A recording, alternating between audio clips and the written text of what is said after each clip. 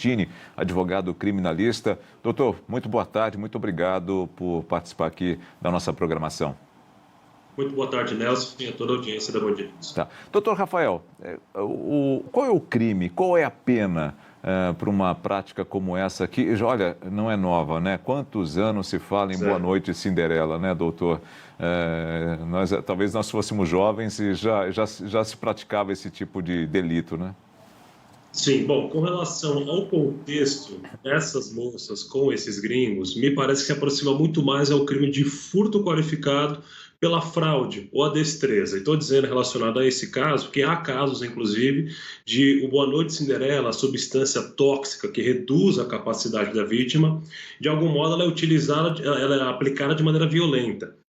Quando há uma aplicação de maneira violenta, a gente pode falar até no crime de roubo. Não me parece o que aconteceu aqui. Então, sem prejuízo, evidentemente, da polícia do Rio de Janeiro entender que não se trata de um crime de furto qualificado, mas sim de um crime de roubo, me parece que a gente tem aqui um furto qualificado tanto pela fraude, a fraude, portanto, consistente na aplicação de maneira sutil, suave, de maneira enganosa por parte das investigadas, das criminosas em relação às vítimas, e também uma dupla qualificadora aqui, que seria o concurso de agentes. Quando você tem duas ou mais pessoas que praticam o crime de furto, você tem uma outra qualificadora, daí, portanto, aquele crime de furto qualificado que varia de 2 a 8 anos, ele passa a se aproximar de uma pena muito possivelmente mais próxima dos 8 anos do que da pena mínima de 2 anos, em se tratando de investigadas com reincidência ou que já respondam a outros processos, investigações criminais,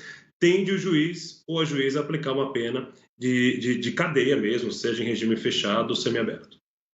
Duas, né? No caso, aí, se for comprovado que eram só duas mulheres. Para as duas serve a mesma pena? Sim, claro que pode ter uma diferenciação pessoal aqui. No caso, se uma delas já tiver incidência e a outra for primária, o juiz acaba aplicando uma pena final para cada uma delas em razão das suas condições pessoais. Mas a pena pelo crime demonstrada aqui, ao que parece, as duas tiveram a mesma reprovabilidade, as duas tiveram a mesma, estavam devidamente comunadas entre si. Então não é aquele caso do tipo, uma teve uma reprovabilidade maior, uma teve toda a ideia, uma conseguiu o remédio para poder dopar as vítimas e a outra foi dar um suporte moral, por exemplo. O que poderia acontecer, ainda assim seria discutível, porque deu apoio moral, mas o que importa aqui para nós é que tudo leva a crer que as duas agiram realmente com o mesmo grau de reprovabilidade. Daí porque provavelmente a pena seria muito similar, salvo alguma condição pessoal de cada uma delas. Doutor, como é que se comprova que essas pessoas foi dado a elas alguma droga ilícita, foi dado a elas algum tipo de alucinógeno, alguma coisa que realmente baixou a capacidade delas? Como é que se dá essa comprovação? Por meio de um exame clínico ou um exame de sangue, tal como a gente vê com uma certa frequência nos casos de embriaguez ao volante. Quando eu costumo dizer até, Nelson, que em caso de embriaguez ao volante, muito embora se trate de um crime, o bafômetro tende a ser uma prova de acusação, utilizada pela acusação, costumo dizer que o bafômetro, na verdade, é um meio de defesa, porque o investigado, a investigada tem o direito de não produzir prova contra si mesmo, mas se não tiver receio do resultado do bafômetro, poderá então produzir essa prova, assoprar o bafômetro, fazer um exame de sangue. Trazendo de volta aqui para o nosso caso, as metodologias são as mesmas, então o quanto antes esses exames tiverem sido realizados, melhor, de modo a ser detectado que alguma substância alucinógena, alguma substância que pode alterar a capacidade motora da pessoa, o discernimento da pessoa, melhor, porque com o tempo essas substâncias, o álcool, alguma substância entorpecente, ela vai com o tempo depurando com o corpo. Então, acho que o caminho mais natural seria, portanto, a prova, o exame clínico e também um exame de sangue. Eu lhe fiz essa pergunta exatamente por conta, não só do tempo, mas também do fato de que se essas duas mulheres forem encontradas, elas podem dizer que não deram nada para eles, que eles simplesmente adormeceram e elas vieram embora furtando aquilo que puderam encontrar. Enfim, que muda completamente toda a situação, acredito eu, né? Pode até que não falem que não foi um furto, eles mesmos é que deram, enfim. Então, a orientação que se dá a essa pessoa que seja vítima de uma situação como essa é de que além de prestar o depoimento, além de abrir o BO, que faça esse exame, né?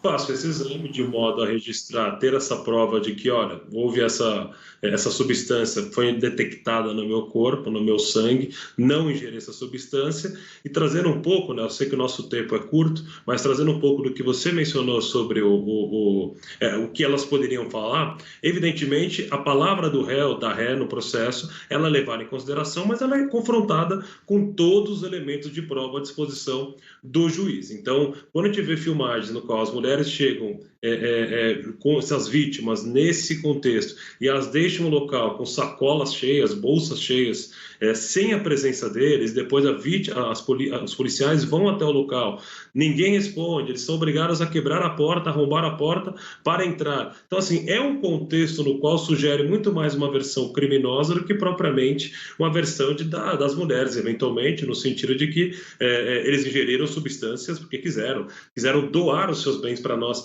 Não é crível. Pode ser, mas nada leva a crer que seria exatamente isso. E mesmo que não houvesse uma substância forçada por elas para eles ingerirem, para reduzir a capacidade psicomotora deles, ainda que eles tivessem colocado nessa posição, ou seja, ingeriram exageradamente alguma substância, álcool, por exemplo, isso não permite, não dá razão a elas ou a quem quer que seja de subtrair o que está ali à disposição. Tal conduta ainda seria um crime, furto qualificado pela presença de duas agentes. Talvez não mais pela fraude, porque a fraude não teria havido, não teriam elas forçado o uso do Boa Noite Cinderela por parte deles, enganado eles a oferecer alguma bebida para conseguir mais facilmente fazer a subtração. Mas a conduta ainda permaneceria criminosa do ponto de vista do furto qualificado pelo concurso de agentes. Saiu só um pouquinho do caso desses dois homens, né, desses dois turistas.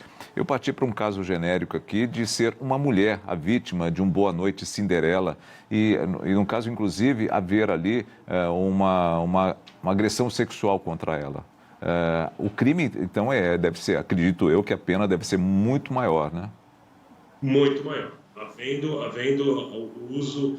Seria o estupro de vulnerável que estamos falando. O estupro de vulnerável pode ser tanto, o agente incorre na pena de estupro de vulnerável quando há algum tipo de ato sexual, algum ato libidinoso, independentemente de conjunção carnal ou não, com menor de 14 anos, salvo raríssimas exceções que os tribunais entendem, mas aos olhos da lei é tratado de maneira absoluta como o sujeito a criança de 14 anos é tratada como vulnerável, então qualquer ato sexual presume-se então a ocorrência do estupro de vulnerável, ou em se tratando de vítima maior de 14 anos, especialmente adultos, se essa pessoa não tiver capacidade de reação. É o que acontece, portanto, no Boa Noite Cinderela. Aqui, a diferença para o nosso caso desses dois estrangeiros é que as mulheres aqui, as prováveis criminosas, tiveram como objeto ou intenção um ganho patrimonial. No caso de um crime sexual,